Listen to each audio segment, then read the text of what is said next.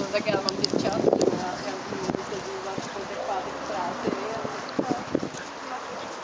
To ani nic nebylo, byla jsem teď na šíleném pohovoru na nějakou asistenskou pozici do toho Palladia. No to bylo tragický. Pán úplně vyložený s nadšením mi říká, no samozřejmě jsou to anglické excely, což bych byla, ale kdyby byly stejný jako dělám, že jo. Anglický zadání, tak já jsem prostě skončila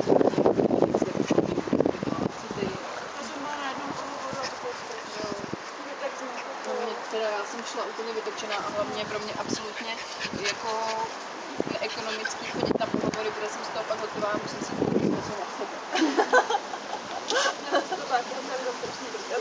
No mě tohle taky víš, jak se